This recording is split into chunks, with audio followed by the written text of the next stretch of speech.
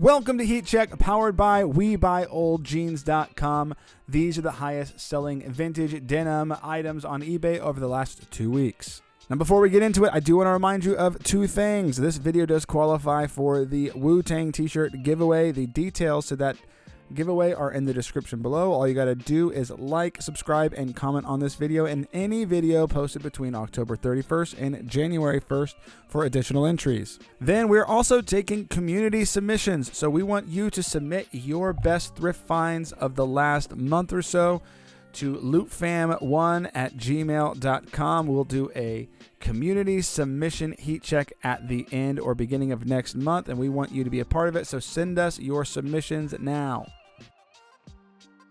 Now to number 10. This is a 1940s World War II Navy denim shawl. Let's take a look. Pretty cool. We've seen a lot of these Navy denim shawls make the list. This one was, this is kind of funny, tailored by Jeff. Good job, Jeff. Jeff Goldstein in New York, apparently.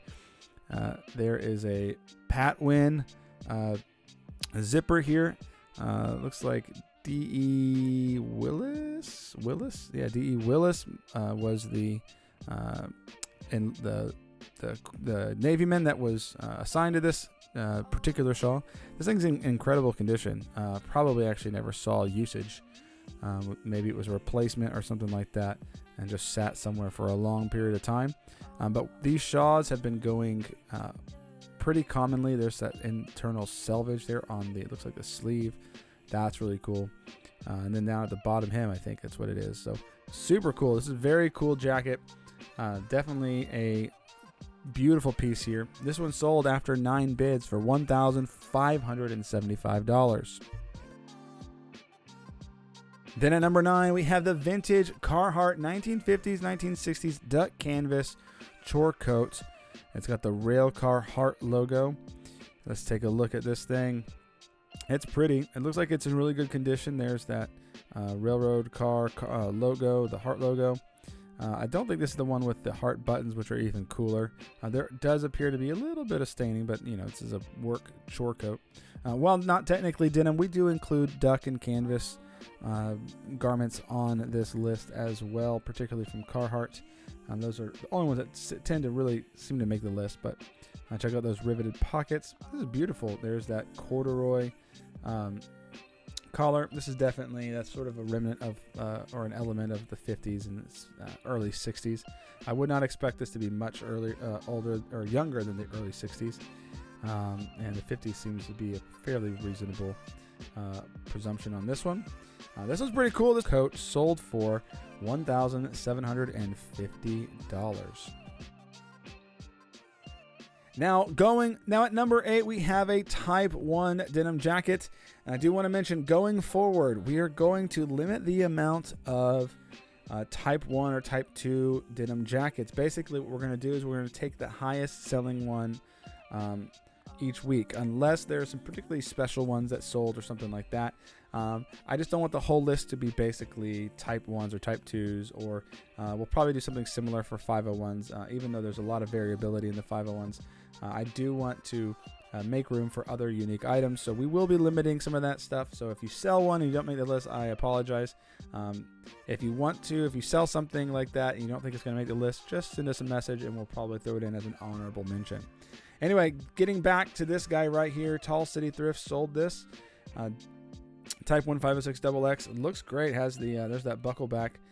Size 40. No, it says 40s. What size is it? That's a good question, because kind of surprisingly sold somewhat relatively low, comparatively speaking.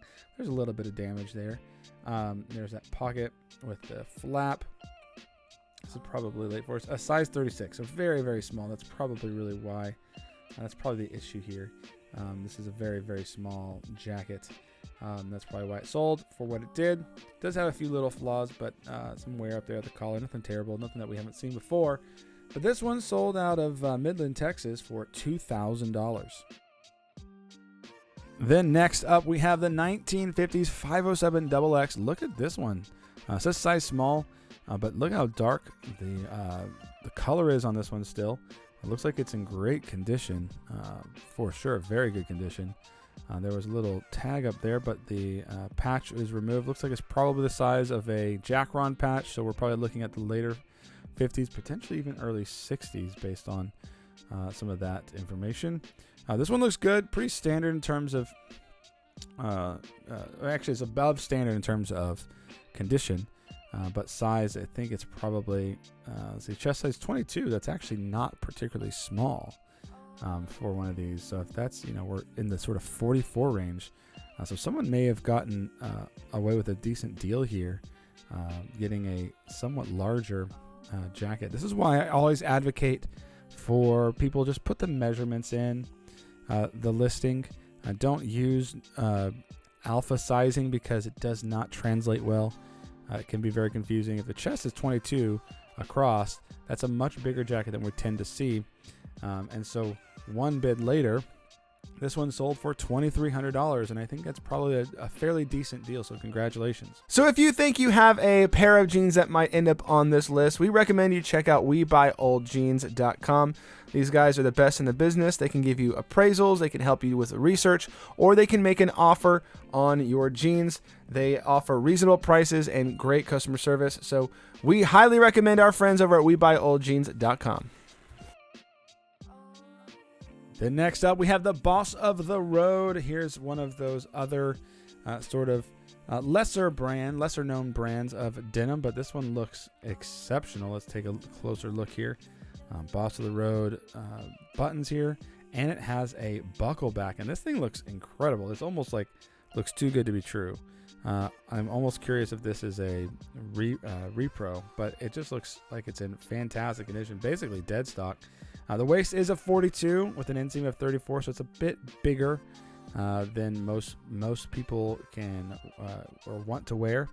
So that could certainly have weighed here on the price, because I think this in a more wearable size would be obviously a bit more valuable.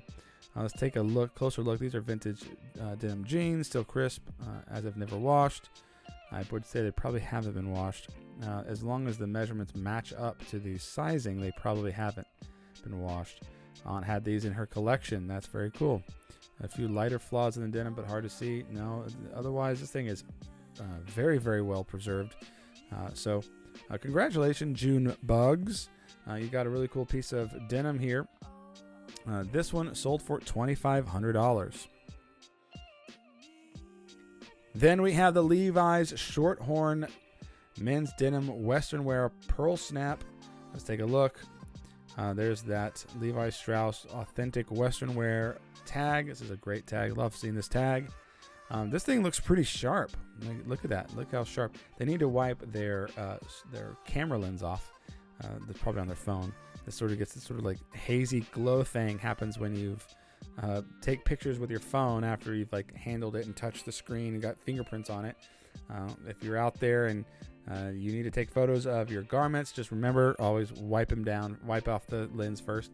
But love these pockets, those beautiful pearl snaps. Very nice shirt here.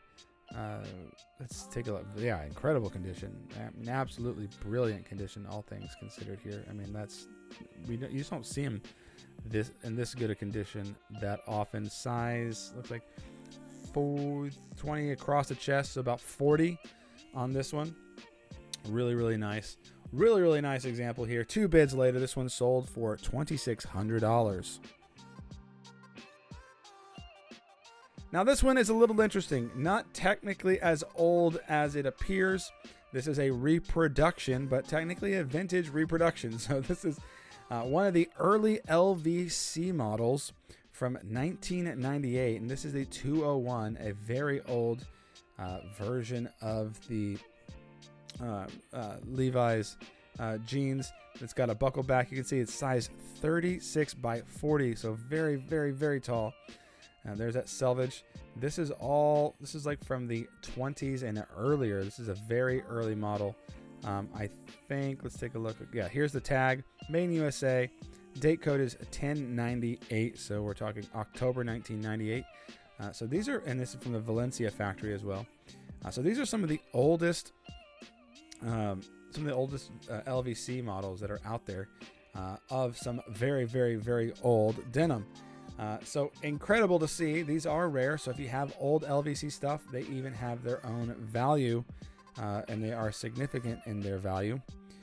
So this one's awesome, and it sold for $2,800, if you can believe it, even in this sort of unusual size. Then we have a 1960s 501, size 33 by 31. Let's take a closer look here. Looks like it's in very good condition. There is that 501 with the S over the top. This is what makes this one probably a standout in terms of value. It was a 35 by 34. Single stitch there in the back pocket. There's a 6 right there. So that we're looking, this looks like maybe no V-stitch. So this is very late 60s, potentially, I guess, very early 70s. But no hidden rivets as well, you can see. There's no V-stitch right here. So this is like late 60s model, and it has that S over the 501, and that was just a very rare thing that only happened for a short period of time. And these are a pretty wearable size. And this one definitely went for quite a bit more than we have seen these go for in the past. This one sold for $2,850. Then at number 2, we have another Carhartt, and we've actually seen this one before. It has been a little while since we've seen it, and several of these actually sold somewhat recently, but this is the highest of them all. This is a Tommy Boy staff Carhartt jacket from the movie Tommy Boy. It was owned by one of the staff, and it's the Carhartt Detroit jacket. Everyone loves this. It was sold by Peter Miller Films. I don't know exactly who that is, but Tommy Boy there on the back. I guess it does have a Stussy connection. Maybe they are the ones. I mean, obviously, Tommy Boy connection there. I don't know if they did the embroidery or they designed it. I'm not exactly sure how they're cooperating on this particular garment. If you know, leave it in the comments below. But this is a great looking jacket, definitely from that era. The Detroit jacket is always very, very popular, and this one is no slouch itself. This one sold for $3,250. Then at number 1, this is one of the cooler number 1s we've had in quite some time. Some 1903 prisoner uniform selvage denim striped jeans and jacket. This is a prisoner's uniform, and this is super cool. I'm actually surprised that they sold for what they did, considering that it's the condition of this thing. This thing looks like it's in incredible condition. Let's get up a little bit closer. There we have the denim jeans. That V on the back there, I don't know what the size is. Kind of looks pretty big, but look at this jacket. So cool. Like, this definitely feels like a piece that, Hollywood would love and eat up. 1903, and in this condition, if that is accurate. I'm not entirely sure if it is, but these are super exceptional pieces right here. So cool. Let's see what they've said. This is so rare. I've only seen one other like it in all my research. Might be from a Yale graduation, potentially produced by Levi's. This is fascinating. This is probably something that I would definitely love to really dig down into. Oh, look, this costume is from the third reunion of the class of 1903, which took place in New Haven in the summer of 1906. Each reunion, they wore a different costume.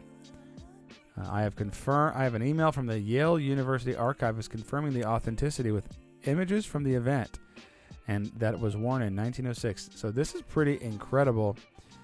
This is one of the most unique and interesting number 1s we've had on this list. Very fascinating. Love the story. This is a true historian's piece right here. I am surprised that it only got 2 bids and sold for $3,260.98, because I definitely feel like this has got a little bit more runway in terms of value, just because of the historical significance. Obviously, it wasn't it may not have actually been a prisoner uniform that was actually used, but it certainly was a prisoner's uniform. They didn't have necessarily costume shops back then, I don't believe. And I'm not sure it was produced by Levi's, but I would love to see any additional evidence surrounding this particular set of denim prisoner uniforms. All in all, very cool. Very glad this made it number 1 and that we got to see it. So congratulations. That's the heat check for the week.